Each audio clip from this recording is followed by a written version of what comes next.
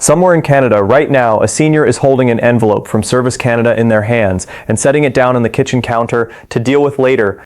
Maybe it looks like just another piece of government mail. Maybe it looks boring or confusing or like something that can wait until next week. But here's the truth that almost nobody tells you plainly. Some of these letters come with deadlines attached. Some of them are asking you to confirm information before a certain date.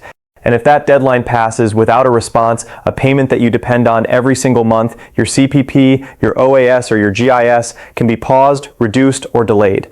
Not because anyone did anything wrong, simply because a letter sat unopened on a counter for too long. This is not about scaring you. It's about making sure you are never the person who finds out too late. Because the reality is, Service Canada handles millions of files, and letters are still one of the main ways they confirm your information, verify your eligibility, and let you know when something needs your attention. In a system this large, mail is not just paperwork. It is often the only warning you get before something changes with your benefit. So in this video, we are going to walk through exactly the kinds of letters seniors should never set aside, why they matter, who is most likely to receive them, and, just as important, how to tell the difference between a real letter from Service Canada and a scam letter designed to look official. By the end of this video, you will know exactly what to look for in your mailbox, what steps to take the moment you see a government envelope, and how to protect the benefits you have worked your entire life to earn. If you find value in clear, straightforward information made specifically for Canadian seniors and retirees, go ahead and subscribe to this channel and turn on notifications so you never miss an update like this one. Now, let's get into it. Let's start with the basics, because understanding how Service Canada communicates is the foundation for everything else in this video. Service Canada is the delivery arm of Employment and Social Development Canada, and it is responsible for administering programs seniors rely on most: the Canada Pension Plan, Old Age Security, and the Guaranteed Income Supplement. These programs are not automatic in every single respect. Yes, once you're set up and receiving payments, things generally run smoothly. But there are specific situations where Service Canada needs to hear back from you, confirm something with you, or notify you of a change. And in almost every one of those situations, the first and sometimes only point of contact is a letter sent by mail. This matters more today than it used to for a simple reason. Many seniors now also have a My Service Canada account online, which means some communication happens digitally. But a large number of seniors still rely primarily on physical mail, either by choice or because they haven't set up online access. Service Canada still sends a significant volume of official correspondence through Canada Post, which means the ordinary household mailbox remains one of the most important and most overlooked lines of communication between a senior and the benefits they depend on. Think about it this way: if a letter is sitting in a stack of flyers and bills and it doesn't get opened right away, there is no automatic reminder that pops up on your phone. There is no second chance built into that pile of mail. If the letter contained a request, say confirming your marital status, your income, your address, or your continued eligibility for a program, and that request goes unanswered, Service Canada may proceed based on the information they already have, which could mean a temporary stop in payments until the matter is resolved. This is why understanding the categories of letters that matter is not optional information for seniors. It is protective information. It is the kind of knowledge that prevents a stressful, confusing situation from ever happening in the first place. There's another important detail many seniors overlook, and we'll get into it shortly. It has to do with how Service Canada distinguishes between routine, informational mail, and mail that requires a response. Not every letter demands action, but you need to know how to tell the difference, and that's exactly what we're building toward in this video. Let's lay out some important facts about how this system works so you have a clear, accurate picture rather than assumptions. First, Service Canada mail generally falls into a few broad categories. There is informational mail, which simply updates you on something, for example, a notice confirming a change that has already been processed, or general program information. Then there is action-required mail, which asks you to do something by a certain point, confirm details, submit a form, provide documentation, or respond to a review. And then there is decision mail, which informs you of an outcome, for instance, the result of an application, a reassessment, or a review of your file. The category that causes the most trouble for seniors is the second one, action-required mail, because it's easy to mistake it for routine paperwork if you don't read it carefully. A letter might look plain and official, with formal government language, and without reading closely, it can be difficult to immediately recognize that there is a deadline embedded in the text or a specific document being requested. Second, it's a documented reality that renewal and verification processes exist for certain benefits, particularly those that are income tested. The Guaranteed Income Supplement, for example, is based on income, and recipients are generally expected to file their taxes every year so that their eligibility and payment amount can be reassessed. When tax information isn't filed or available, Service Canada may need to reach out, and sometimes this results in a letter asking for updated income information directly, rather than relying on tax filing alone. This is one of the most common and most consequential categories of letters seniors should never ignore, because a delay in responding can directly affect whether GIS payments continue without interruption. Third, Service Canada also sends letters related to changes in personal circumstances. This includes things like a change in marital status, a change of address, the passing of a spouse, or other life events that can affect a benefit calculation.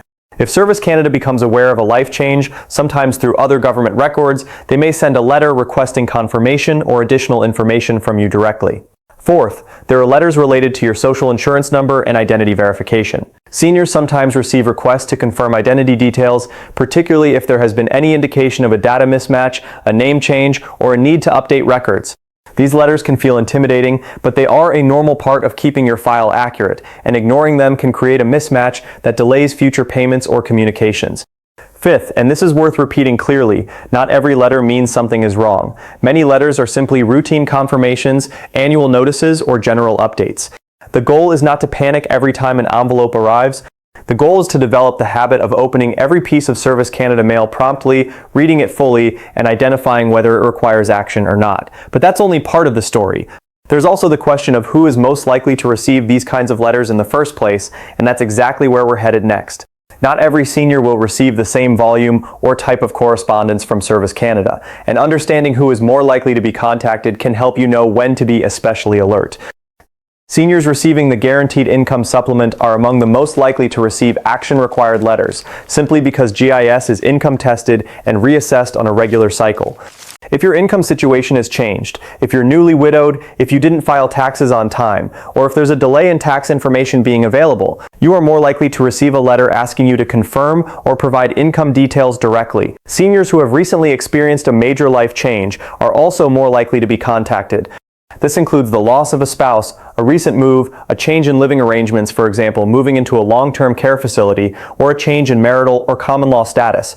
These life events often trigger a reassessment of benefits like GIS and sometimes CPP survivor benefits, which naturally generates correspondence. Seniors who are new to receiving CPP or OAS are another group to watch closely. When you first apply and begin receiving a benefit, there is typically a period of increased correspondence as your file is finalized, confirmations are sent, and any missing documentation is requested.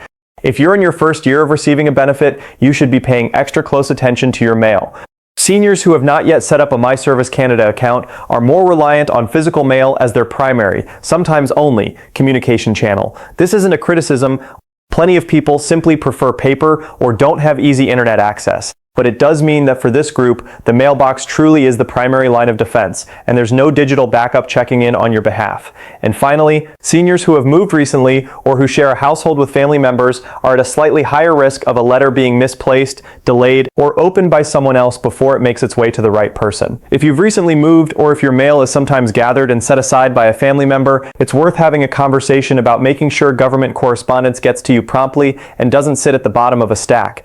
There's another important detail many seniors overlook here. Caregivers and adult children helping aging parents with their finances often assume that if something were seriously wrong, Service Canada would call, but calls are not always the first step. Mail is frequently the very first point of contact, especially for lower urgency items that still carry real deadlines. So if you're an adult child helping a parent, this is exactly the kind of thing to check on regularly. Let's talk honestly about what's at stake here, both the risks of ignoring these letters and the benefits of handling them properly. The most significant risk is a disruption to your payments. If a letter requests confirmation of income, marital status, or other eligibility details, and that request goes unanswered by the specified date, Service Canada may pause or adjust a payment until the matter is resolved. For someone living on a fixed income, even a temporary pause in GIS or a delay in an expected payment can create real financial stress, missed bill payments, difficulty covering essentials, or having to dip into savings unnecessarily. This is entirely avoidable in most cases simply by responding to correspondence in a timely way. A second risk is losing track of important documentation deadlines. Some letters ask for supporting documents, for example, proof of income, a marriage certificate, or identity documents. If these documents aren't gathered and submitted promptly, it can slow down the reassessment process considerably, sometimes for months, simply because the request has to be reissued or followed up on. A third and more subtle risk is falling behind on understanding your own benefit status. If letters are set aside unread, seniors can lose track of whether their file is up to date, whether an application is still pending, or whether an annual renewal has been completed. This creates unnecessary uncertainty and anxiety, especially for something as important as retirement income. Now for the opportunities, because there is a genuinely positive side to all of this. Seniors who develop a habit of opening and organizing Service Canada mail promptly tend to have a much smoother experience with their benefits overall. They catch small issues before they become big problems. They stay ahead of renewal deadlines, and they build a level of familiarity with their own file that makes future interactions with Service Canada, whether by phone, mail, or online, far less stressful. There's also an opportunity here to strengthen your own financial organization more broadly. Many seniors who start a simple system for handling government mail find that it naturally extends to organizing other important documents too. Insurance papers, tax records, and estate planning documents. A little bit of structure goes a long way in retirement, and it starts with something as simple as not letting an envelope sit unopened. Later in this video, we'll discuss a factor that could make a significant difference in how quickly these matters get resolved if a letter does require follow-up, and it has to do with exactly who you contact and how. So stay with us because that part is coming up. While we can't state specific dates or requirements without referring you to your own personal file, because every senior situation is different, there are some general rules and patterns worth understanding clearly. First, when Service Canada sends a letter requesting information or documentation, that letter will typically include a deadline directly in the text. This is one of the most important habits to build. Always look for a specific date mentioned in the letter, and treat that date as firm. If the letter says information needs to be provided by a certain point, don't assume there's flexibility unless the letter itself says so. Second, annual tax filing plays a bigger role in this system than many seniors realize. For income-tested benefits like the Guaranteed Income Supplement, timely tax filing is one of the most effective ways to avoid receiving a letter in the first place because it allows income to be verified automatically in many cases. Seniors who file their taxes late or who don't file at all because they believe their income is too low to require it are more likely to receive a letter asking for that information directly. Filing on time every year is one of the simplest ways to reduce the odds of an unexpected letter arriving. Third, when a life change occurs, a spouse passing away, a move to a new address, a change in marital status, there is generally an expectation that this information gets reported to Service Canada in a timely manner rather than waiting for a letter to prompt you. Proactively reporting changes is almost always better than waiting to be asked because it keeps your file accurate and reduces the chance of a benefit recalculation surprise later on. If you ever receive a letter and you're not sure whether a deadline has already passed or whether you're still within the window to respond, the safest and most reliable step is to contact Service Canada directly using the official contact information provided on the letter itself or through the general Service Canada phone line rather than guessing or assuming it's too late. In many cases, there is more flexibility than people assume, but you won't know unless you ask. And fifth, this is an important rule of thumb rather than an official policy. Treat any letter that asks you to confirm, verify, or provide information as time-sensitive by default, even if the deadline feels far away when you first open it. Life gets busy, mail gets set aside, and a deadline that felt comfortable when you first read the letter can sneak up faster than expected. Let's go through some of the most common mistakes because recognizing these patterns is often the fastest way to avoid falling into them yourself. The first mistake is setting mail aside without opening it, especially when it looks like just another government letter. Envelopes from Service Canada often use plain formatting, and it's easy to assume they're routine. The safest habit is to open every piece of mail from Service Canada the same day it arrives, even if you don't act on it immediately. The second mistake is assuming that no news is good news. Some seniors believe that if there were a real problem, Service Canada would call, not mail a letter. In reality, mail is often the primary and first method of contact for many types of requests, and waiting for a phone call that may never come can mean missing an important deadline entirely.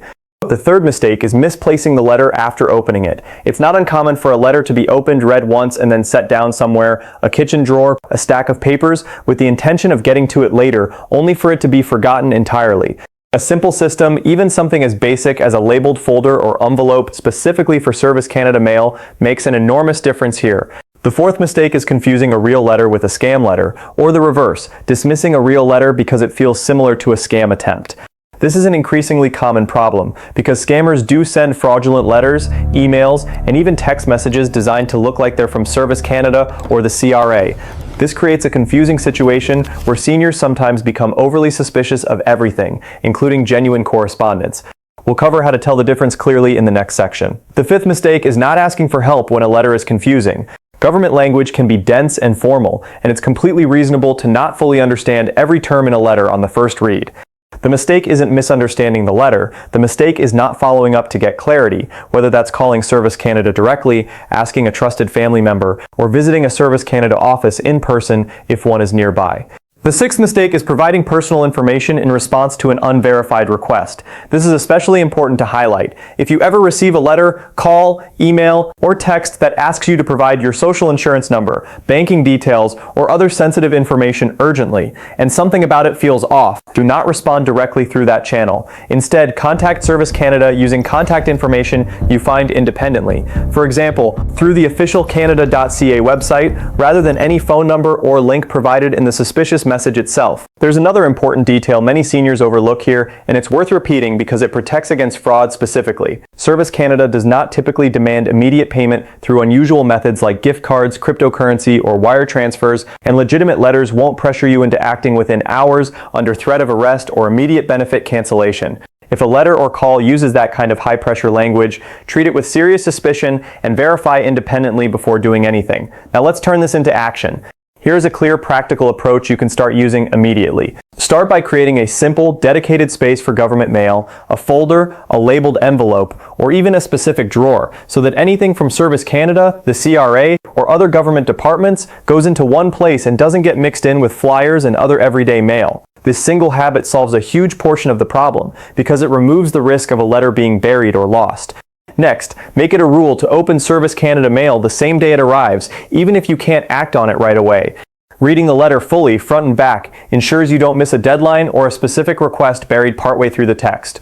If there's a form to complete or a document to gather, write the deadline somewhere visible, a calendar, a whiteboard, or a sticky note on the fridge, so it doesn't rely purely on memory. If a letter asks for information or documentation, respond as early as possible rather than waiting until close to the deadline.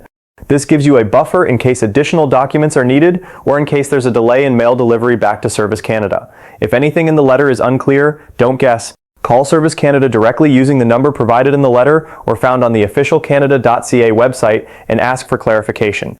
It is completely normal and expected to need help understanding formal government correspondence, and Service Canada representatives handle these questions regularly. Consider setting up a My Service Canada account if you haven't already. This gives you a second way to check your benefit status, view certain notices, and confirm information online, which can serve as a helpful backup alongside physical mail, though it should complement, not replace, checking your mailbox regularly. If you have an adult child, trusted family member, or friend who helps you manage paperwork, loop them in on this system.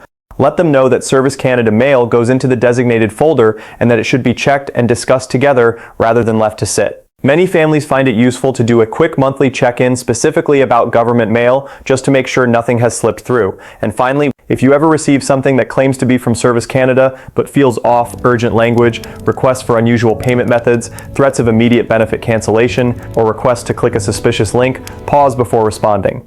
Independently look up Service Canada's official contact information and verify directly rather than using any number or link provided in the message itself. This one habit alone can protect you from a significant amount of fraud targeting seniors specifically. But that's only part of the story, because staying informed isn't a one-time task, it's an ongoing habit. And that brings us to what really matters most as we wrap up this video. Let's bring this all together, because the core message here is simple, even if the details can feel like a lot to absorb. Service Canada letters are one of the most important and most commonly overlooked tools for protecting your CPP, OAS, and GIS. They aren't sent to create stress. They exist to keep your file accurate and your benefits flowing smoothly. But because mail is easy to set aside, especially when it looks routine, it's also one of the easiest things to accidentally ignore. The seniors who have the smoothest experience with their benefits are not necessarily the ones who understand every rule perfectly. They are the ones who've built a simple habit, open every piece of government mail promptly, read it fully, note any deadlines clearly, and follow up quickly if something is unclear or requires a response. That habit alone prevents the vast majority of problems before they ever start. At the same time, staying alert doesn't mean living in fear of your mailbox. Most letters are routine. but by knowing which categories tend to require action, income verification for GIS, life changes like a change in marital status or the loss of a spouse, identity confirmation, and documentation requests, you'll be able to recognize immediately when something needs your attention versus when it's simply informational. And just as importantly, knowing how to tell a genuine letter from a scam attempt protects not just your benefits, but your financial security more broadly. When in doubt, verify independently and never let urgency or pressure rush you into sharing personal information. If there's one thing to remember above everything else in this video, it's this: don't let a letter sit unopened. That single habit, opening your mail promptly and taking it seriously, is one of the simplest, most effective ways to protect the retirement income you've worked your whole life to earn. Before you go, if this video helped clarify something you've been wondering about, do us a favor and hit the like button. It genuinely helps this channel reach more seniors who need this exact kind of information. And if you haven't already, subscribe and turn on notifications, because we regularly cover topics just like this one: clear, practical, no-nonsense information about CPP, OAS, GIS, and everything else that matters to Canadian seniors and retirees. Thank you for spending this time with us today. Stay informed, stay a little bit skeptical of anything that feels rushed or pressured, and take care of that mailbox, because sometimes the most important letter you'll ever receive doesn't look important at all until you actually open it. We'll see you in the next video.